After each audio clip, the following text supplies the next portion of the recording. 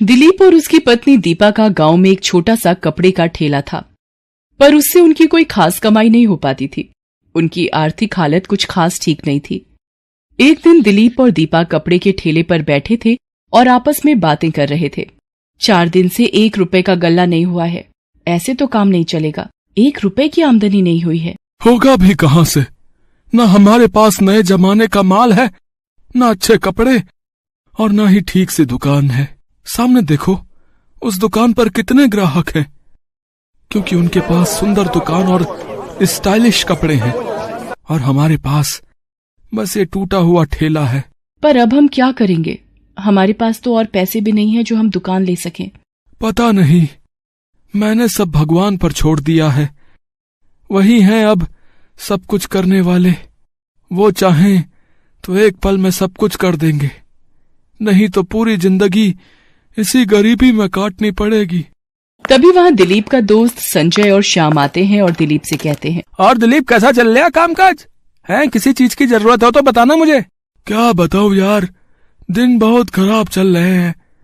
कुछ समझ नहीं आ रहा, कैसे सब संभालूंगा यार। मेरे पास पैसे ही नहीं जो मैं दुकान ले सकूं। अब तो खाने के भी लाले पड़ गए हैं। तेरी दुकान ठीक नहीं चल रही क्या? यार धंधा बिल्कुल नहीं चल रहा।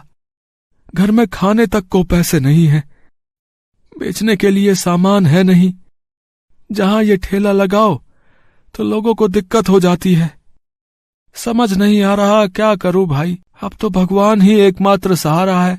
अरे तू चिंता क्यों कर रहा है? दुकान ले ले कोई। दुकान होगी तो कमाई अपने आप चालू हो जाएगी मेरे भाई। दुकान के लिए पैसे भी होने चाहिए भाई, वो कहां से लाऊं? और दुकान ले भी लूं तो माल भी तो अच्छा और ज्यादा चाहिए कि नहीं? क्या करूं, कुछ समझ नहीं आ रहा। इतने पैसे कहां से आएंगे? क्या होगा अब? यार एक काम कर, मेरे पास एक दुकान है दोस्त की, मैं उससे बात करता हूं, ठीक है ना? और वो दुकान तुझे दिलवाए देता हूं। तू अपना कपड़े का काम उसमें से शुरू कर ले, ठीक है कि नहीं? और मैं तुझे कुछ पैसे उधार दे देता हूं, जिससे तू आराम से नया माल भरकर दुकान शुरू कर सकता है। अब बस तू मेहनत करने का सोच, बाकी सब हम पर छोड़ दे यार। संजय और श्याम मिलकर दिलीप को नई दुकान खुलवा देते हैं। संजय दिलीप को गले लगाकर बोलता है, बधाई हो दिलीप भाई, नई दुकान की खुशी में। अब तुम बहुत मेहनत करो और अपनी जिंदगी में एक सफल इंसान बनो दोस्त। हाँ भाई, खूब तरक्की कर और आगे बढ़े। हम हमेशा तेरे साथ होंगे, ठीक है ना? संजय यार, मैं तेरे पैसे लौटा दूंगा, बहुत मेहनत करूंगा यार। अरे पागल है क्या तू? है कोई बात नहीं यार, जब आए पैसे तब लौटा देना यार, है? और पैसे की चिंता मत कर, तू बस अपना व्यापार बढ़ा यार। तेरी कामयाबी ही मेरी कामयाबी है दोस्त। धीरे धीरे दिलीप का व्यापार तेजी से बढ़ने लगता है। दिलीप बहुत मेहनत कर एक बड़ा व्यापारी बन जाता है और अब दिलीप में घमंड आ जाता है। दिलीप सबको अपने से नीचे समझने लगता है। एक दिन दिलीप, श्याम और संजय तीनों दिलीप की दुकान पर बैठे होते हैं।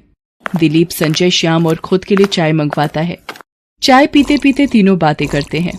और दिलीप, तूने व्यापार तो बहुत बढ़िया जमा लिया यार, है? अब आगे क्या करने का सोचा है? और क्या करेगा, व्यापार को आगे बढ़ाएगा, खुद का कारखाना डालेगा, और क्या है कि नहीं? नहीं, कारखाना नहीं, अब फैक्ट्री। फैक्ट्री में ज्यादा मुनाफा है भाई। वाह यार, तूने इतना पैसा जोड़ लिया, बढ़िया यार, बधाई हो यार तुझे और तरक्की मिले मेरे भाई। पैसा कहाँ है यार, अभी बस थोड़ा दिमाग लगा रहा हूँ ताकि कोई रास्ता मिले और पैसा आ जाए, है? कैसा दिमाग? हाँ भाई, क्या सोच रही है यार तू, है? कुछ गलत तो नहीं करने जा रही है ना पैसे के चक्कर में, है? अरे नहीं यार, अरे मैंने तो सोचा है कि शेयर मार्केट में पैसे लगाऊं। शेयर मार्केट में एक नई कंपनी आई है, उस पे इन्वेस्ट करूंगा भाई, और कुछ ही वक्त में दुगना मुनाफा कमा लूंगा भाई। अरे भाई, नई कंपनी पे इन्वेस्ट है? तुझे लगता है कि ये रिस्क लेना अभी ठीक है? कुछ गलत हो गया तो फिर भाई? हाँ यार, मुझे भी नहीं लगता अभी। तू अपना व्यापार आगे बढ़ा, शेयर मार्केट का थोड़ा नॉलेज ले ले भाई, उसके बाद सोचना। ऐसे इन्वेस्ट करना बेकार है भाई, पैसे वैसे डूब जाएंगे, और डूब भी जाते हैं। तुम मुझे ज्ञान मत दो, ठीक है? मेरे पैसे भाई, मेरी मर्जी, मैं उनको कहीं भी लगाऊं। तुम दोनों हो कौन जो मुझे ज्ञान दे रहे हो, है? मैं बस तुम दोनों को बता रहा था, ना कि तुमसे सलाह मांग रहा था, ठीक है कि नहीं? अरे यार, हम तुझे ज्ञान नहीं दे रहे हैं, समझा रहे हैं, ताकि तेरा नुकसान ना हो। हम तेरा अच्छा ही सोचते हैं यार।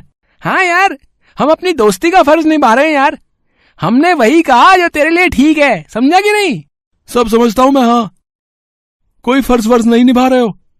तुम दोनों मेरी तरक्की से जल रहे हो। हाँ, मुझे आगे बढ़ते देखकर तुम्हें खुशी नहीं, जलन महसूस हो रही मेरे भाई। हाँ, इसलिए मुझे इन्वेस्ट करने से रोकने के लिए इतने बहाने बना रहे हो कि कहीं मैं और अमीर ना हो जाऊं, है?